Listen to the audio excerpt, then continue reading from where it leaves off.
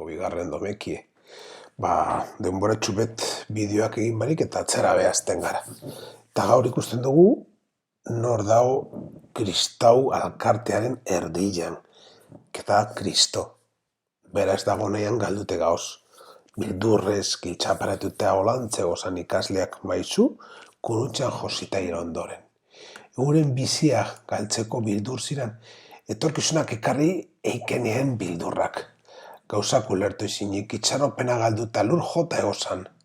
Bildurra fedean aurkakoa da, eta hogeita bat garren mendeko gizaldiko kristagobe jasatzen dugu.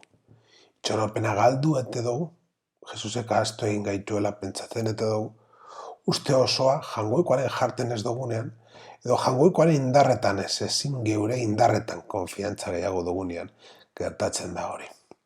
Bakea, poza eta barkamena dira, Paskoaren frutuak. Gaur, Jesus berpiztuaren aurpegian eta beragaz dagoen kristau alkartean ikusten dugu frutu horrek. Kristauaren eta Elizaren aurkezpen txartela da. Bakia, poza eta barkamena. Sinestedunok bakia bizi behar dugu. Egoera gaiztazka zutxuetan, egoera korapilatxuetan, zatik eta lizkarrez betetako egoeretan, jaunak bere bakea eskaintzen deuzku. Eta bake hori lortzeko ardura izan eta alegindu egin behar dugu. Kristauak bakegia gara. Postasuna Jesusegaz bat egiteak sortzen dan, aldatu egiten gaitu, eta itxarotena emoten deuzku. Nezita kristura eragiten deuzkun amaik arrazoi, egon edo sasoi korapilatxu bizitza egokitu. Beste amaik arrazoi dugu, pozik egoteko eta nagusiena, Jesu bizirik dagoala, Kristago Jesusekin egunero bat egitean poza bizi dugun pertsona gara. Barkamena da Jesusen berizgarrietako bat, eta gauza bera izan behar dau Kristago entzat, ezkoa luzatu, bat egitea bilatu, gatazkak konpondu. Jainkoa izan da lehenengo maitatzen eta parkatzen. Odan, zelan ez dugu maitatuko eta parkatuko, beti ez da erraza izaten. Ez, baina Kristagoi barkamena emotea eta lortzea dagokigu. Tomaseri gertatu jakona, Tomas itxaropena galdu ez. Eta Jesusek esan dutzola, edo Tomasek Jesuseri esan dutzon, zugaz joango gareala. Eta Tomasek ikusi dau, Jesus kurutzera jo joan dela. Eta berabe, kurutzera jo nahi joan dau. Baina, bestela, beste batzuk esan dutzuen, nare gaitik sinestea gatza da, sineskoa dela konturatzen gara fe. Ea bihotza ikutzaz batera, bizitza aldatzen deuskun erabateko esperientzia da. Guztien eragiten dagoen gertaera sakona da. Horregatik ezinbestekoa da dugu ikustea, entzutea eta ikutzea. Tomas esan beste kinoenaz konformetzan, gainerakoak Jesusagaz, bat egitea bizi izan eben. Eta berabe gauza bera bizi gura eban, ez eban asko behar izan lortzeko. Nahikoa izan eban maizuaren ahotzen entzutea. Gure bizipen hori izan gura dugu. Jesukristo gana aurreratu eta gura. Bizitza aldatu egiten dagoela sentitu gura dugu. Beti errukior jainkoa Pasko jaietan bizkortu egiten dugu zu zeure herriaren fedea. Indartu egizu gugan, zuk emondako grazia hobetu ulertu daigun, zelako bateoaz garbitu gaituzun, zelako espirituaz bizi barritu, eta zelako dolaz erosi. Jangoikoaren arpegia gupidazko aurpegi izan, errukizko asko aurpegi izan behar da giuretzat. Daituak gauden eta bizi garan errukile. Bizi garala esan dut, otoitza gogoratzen duzkun bezala. Herriaren fedea berrerazten dela esaten duzkulako. Iraguko jaien betiko itzuliareagaz. Bera itzuli arte.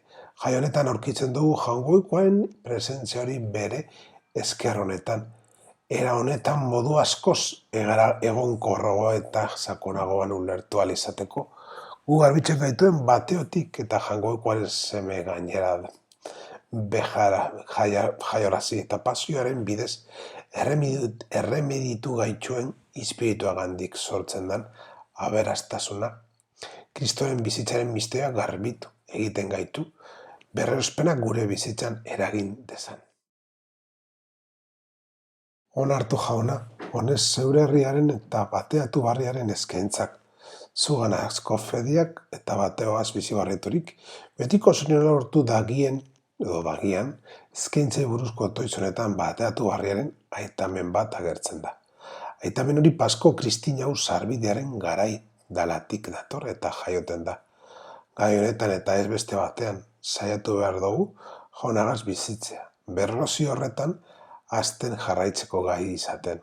Deituak gauden eta hemen, eta orain izan behar dauen betiko bizitza bizten hasteko gai izan gaitezen. Bera da munduko pekatuak kendu dagoan egiazko bildotza. Bere eriotzaz gure eriotza zerestu eta bere biztueraz gure bizia barritu dagoana. Pasko lehen prefazioa eguna berba egiten dizkuna. Oraindik egunagaz bagago 8.